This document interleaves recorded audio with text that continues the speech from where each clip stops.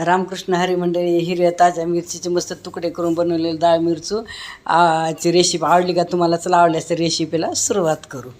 तर मंडळी, तर मी एक गच्चीभर हिरवी मिरची घेतली, म्हणजेच अर्धा पाव हिरवी मिरची घेतलेले, चांगली स्वच्छ धुवून बिवून घेतलेली. ताटामध्ये कढीपत्ता घेतलेला धुवून, आणि इकडं मुठभर मुगाची डाळ मी रात्री भिजत घातली होती. सकाळी चांगली 1-2 पाण्याने धुवून ती पण घेतली, आणि मिरची धुवून निथळायला ठेवलेली होती.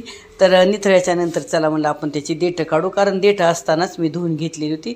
कढीपत्ता पण ताजा ताजा होता, मिरची पण शेतकऱ्याची ताजी होती, दारावर आलती विकायला. तर चला म्हणलं छानपैकी आपण डाळ मिरची करू. म्हणलं मुगाची डाळ टाकून करतात, न टाकता करतात, पण मी डाळ टाकून करणार आहे मस्तपैकी. तर ह्या मिरचीचे देठं वगैरे सगळे पूर्ण काढून झाले, आणि कढीपत्ता पण मी का सोलून घेतला छानपैकी. भरपूर कढीपत्ता छान टेस्ट येते. आणि एक लसणाची गड्डी घेतली. तुम्ही मंडळी लसण ठेसून नाही घेणार, लसण असा कट करून घेणार, छान लागतं दाताखाली मस्त. तर बघा, लसण मिरची कढीपत्ता असं ताटामध्ये पूर्ण तयारी केलेली आहे सगळी.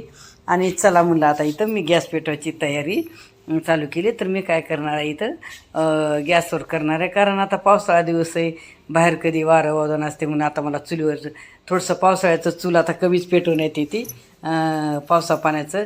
तर चला म्हणलं आता मी ही मिरची काय केलं, मिरची अगोदर कट करून घेतली मी पूर्ण, आणि मिरची कट करून बारीक बारीक बारीक असे तुकडे घेतले कट करून छानपैकी. आणि मिरची कट झाल्याच्यानंतर चला मी गॅस पेटवून घेतला. तर आपण इकडं मस्तपैकी मी आपली लोखंडाची कढई आहे त्याच्यामध्ये मी बनवणार आहे. तर कढई गरम झाली, मग त्यात मी काय केलं, अगोदर मिरची जे तुकडे आहेत ना, तर ते मी मस्तपैकी चांगले भाजून वापरून घेणार आहे. मस्तपैकी तेल न टाकता भाजणार आहे छानपैकी, कारण टेस्ट येते डाळ मिरचूला. ह्या चांगलं डाग पडपर्यंत छोटे छोटे मी भाजले आणि बाजूला काढले. त्याच कढईमध्ये आता मी काय करणार आहे, फोडणीसाठी तेल घालणार आहे, फोडणी त्याच कढईत करणार आहे.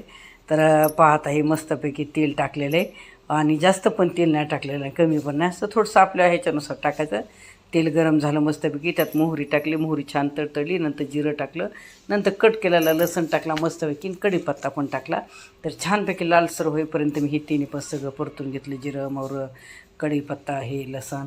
परतल्याच्यानंतर जे आपण मिरचीचे तुकडे छानपैकी भाजले होते ना, तर ते टाकले फोडणीमध्ये छानपैकी, मस्त असे परतून घेतले त्या फोडणीमध्ये छान. आणि चांगले परतल्याच्यानंतर काय केलं मी, त्याच्यामध्ये हळद टाकली, पुन्हा थोडंसं जिरं पावडर टाकलं. तर म्हणजे माझ्याकडनं काय जिरं पावडर, ओवा पावडर, धना पावडर, बडीशेप पावडर असे सगळ्या मी एकदाच पावडर करून ठेवलेले आहेत. तर इथं थोडीशी धना पावडर, जिरं पावडर, थोडी सोपची पावडर पण टाकली, आणि थोडंसं आमचूर पावडर पण टाकली, हळद टाकली, असे सगळे पावडर थोडंसं टाकल्या छानपैकी चव येते म्हणून.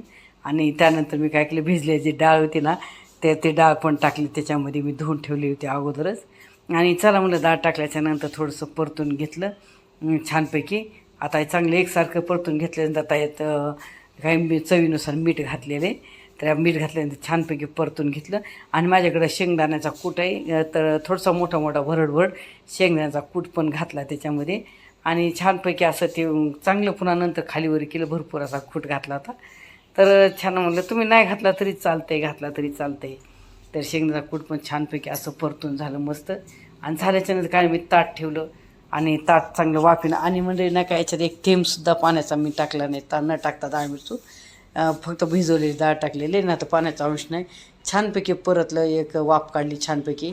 आणि नंतर वाफ काढल्याच्यानंतर पुन्हा ते झाकण थोडंसं मी काय केलेलं आहे, चांगलं नरम असं वाफीनं होतं ना, तर थोडं 2-2 मिनटाला ताट मी झाकून ती वाफ काढली, त्याच्यातली 1-2 वाफी काढल्या. आणि त्यानंतर मी बारीक अशी कोथिंबीर कट केली, आणि कोथिंबीर पण नंतर ह्याच्यात चांगलं हे झालं ना ते डाळ मिरची, की मग त्याच्यामध्ये मी काय केलं, कोथिंबीर भरपूर सारी घातली. कोथिंबीर घातल्याच्यानंतर पुन्हा थोडंसं वाफवून दिलं. आणि तर झाली मंडळी आपल्या डाळ मिरची तयार. तर लोखंडी कढई ठेवल्याच्या जास्त वेळ ठेवलं ना तर काळं पडतं, म्हणून डब्यात काढून घेतलेलं आहे. तर मंडळी पहा, असं कधीतरी वेगळं भाज्या आहेत, पण म्हणलं चला डाळ मिरचू खूप दिवस झाला आम्ही केलंच नाही, त्यामुळे मस्त जिरा पावडर, धना पावडर टाकलेली आहे, टेस्ट भारी येईल. तर म्हणजे असं कधीतरी वेगळं काय तर करून खायचं मस्त. तर कसं वाटलं आमची आजची साधी सोपी रेसिपी? आवडल्यास जरूर कमेंट करा, तुम्ही पण एखादी करून बघा, एकदम भारी टेस्ट लागते. आणि तुम्ही जर माझ्या चॅनल, आमची सैर या चॅनलला नवीन असाल तर लाईक करा, शेअर करा, आणि न विसरता सबस्क्राईब करा. चला तर पुन्हा भेटू पुढच्या अशाच नवनवीन व्हिडिओमध्ये. धन्यवाद. रामकृष्ण हरी.